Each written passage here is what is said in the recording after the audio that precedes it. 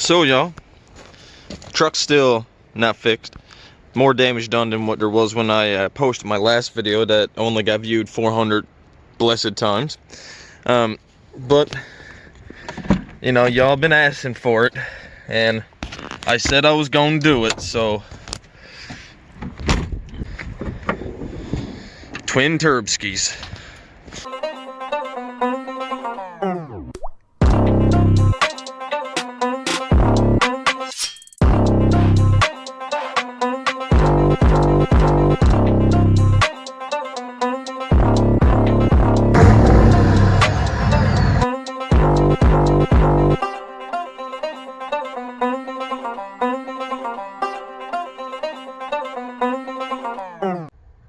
What's up, y'all? It's Diesel Nation back here. Just off work again. Got work again tomorrow, but I'm gonna do the editing for the video tonight. And you know, I'm taking the video right now. My fucking neighbor's watching me, but the old truck is sitting back there. Burns friggin' fuel, like it don't even matter anymore. I don't know if that's just me being on the floor all the time, or if it's just the fact that the turbos only spool up at like 2200 RPMs and it hits like 5 pounds of boost, and then anything after that is just like 13 PSI. So that is besides the point. So I got a few things that I would like to announce in between here and there, and so I guess there's only one thing left to do, and let's start showing you some clips. Well, back to hitting it with my hammer. Wait a second. A random crowbar appeared. Crowbar, ash, tire, iron, whatever. Don't fucking fail me now. Ow! I hit myself in the face. I think I chipped a tooth. You can't even see that, but it probably don't even want to. God damn, I chipped a tooth. Fuck's sakes. Yep.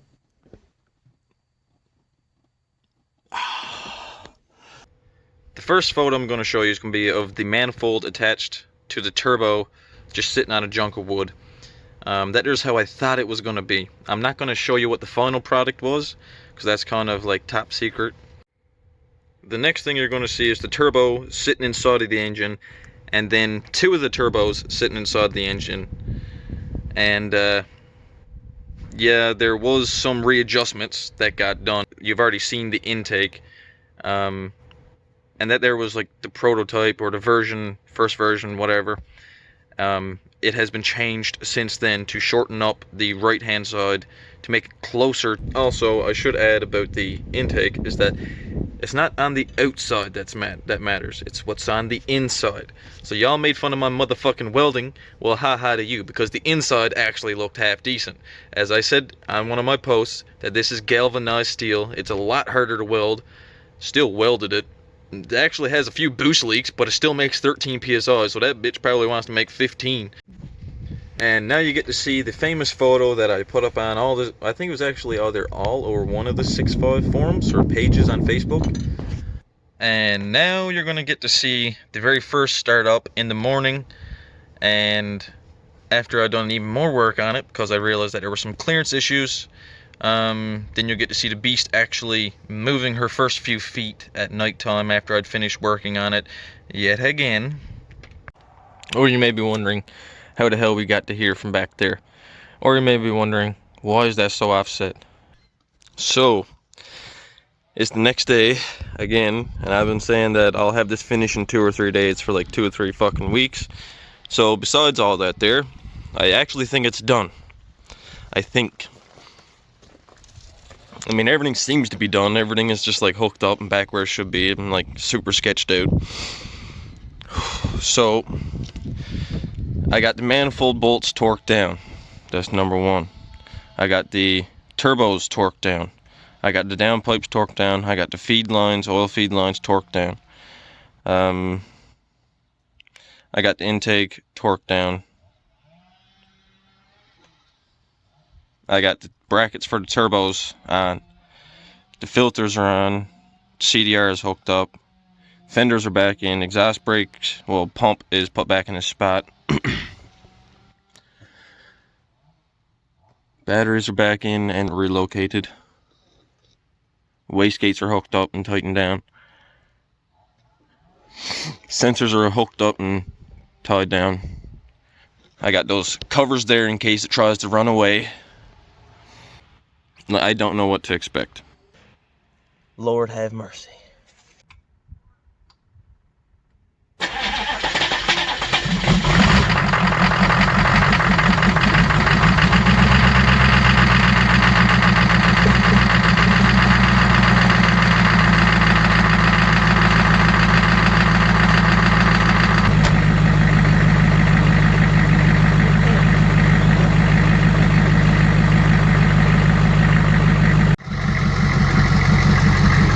So it definitely sounds different.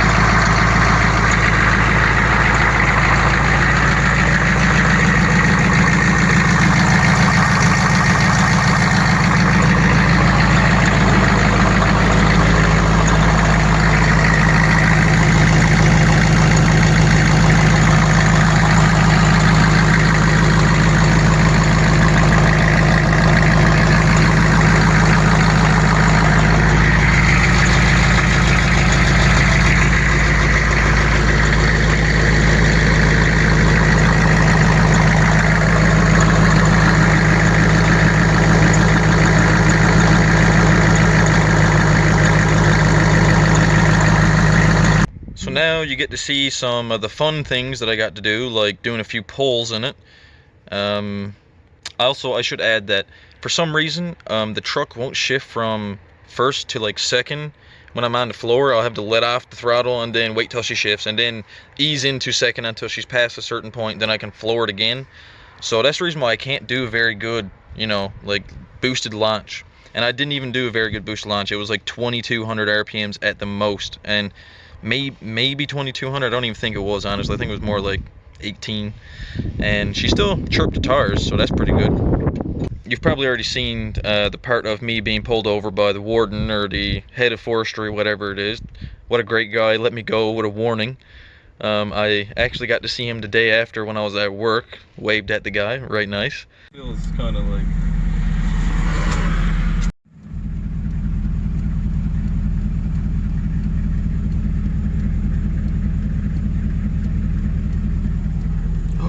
no way.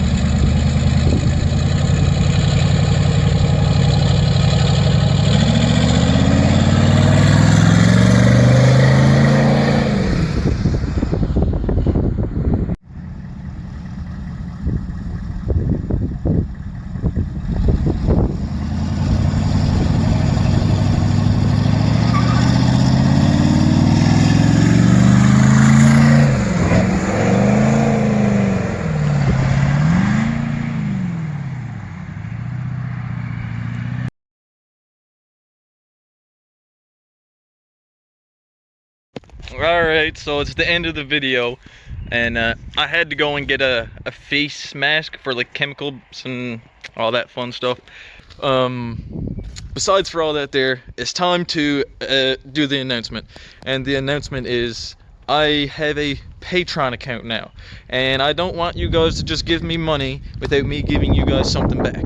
So I'm going to start off with the first thing that I've ever built for the 6.5s, and that there is the exhaust brake. So now it's going to be a 4-inch exhaust brake, so that means 9 chances out of 10 for you guys that have 3-inch downpipes and 4-inch straight pipes and all that old crap. This is where it's going to go, is in that 4-inch section of your exhaust, as close to the downpipe as possible, and it will come pre-adjusted so that you won't end up popping or lifting the heads off your motor. And that is all of, unless you decide to change it yourself. I'm not being responsible for this, okay? Get that through your head. I'm making this so you won't blow your engine up, and if you somehow blow your engine up, it's probably because it was already going to blow up, because this thing here has 500,000 kilometers on it, and it's been beaten while I've had it, and it still runs pretty goddamn good. So the exhaust brake is going to include the exhaust brake butterfly valve, whatever you want to call it, the air pump, the air lines, and a gauge, and a single pod. Now, actually, I'll make it 2 gauges. One to tell the amount of pressure that's coming out of the lines, same thing as what I got done, and then a back pressure gauge, so that way you can tell what kind of pressure's in the pipes. What else can I throw in there? And a switch. I'll throw in the switch as well, and I'll throw in enough wiring that you'll be able to run it into the cab. I don't exactly have a good place to put the switch now for automatic vehicles, unless you somehow integrate it or use a switch that's already there, like a normal flick switch. But I like the plunger one that goes onto the manual transmissions that you see on all the Cummins and all that there, and it's a lot more comfortable for, you know, just being able to pluck it out with your fingers. So the gauges are going to be the same gauges that I always use on all of my vehicles. So you'll be getting the Dyno Racing 52mm boost gauge, and then a back pressure gauge, and you're gonna have to do the welding yourself. So on top of that there, what I was saying about the Patreon account is that I'm thinking roughly like 200 people. I think if I have each ticket at $5 and I have a limit of 200 tickets, soon as that limit reaches, then I'll draw a name out of a hat, and someone's going to win an exhaust brake kit for their 6.5 liter or 6.2 liter turbo diesel. There's one of 2 things. Either you want to see my truck getting tuned first, or you want to see the exhaust brakes going on it first. And she's not going to be started up till the tune gets in here anyways, because I got to send my computer out for that there. So I'm giving you guys a choice. Even if one person just says one over the other, it's completely fair game for me, you know, whatever. It's going to be done regardless. But anyways, until next time, I'll see you later.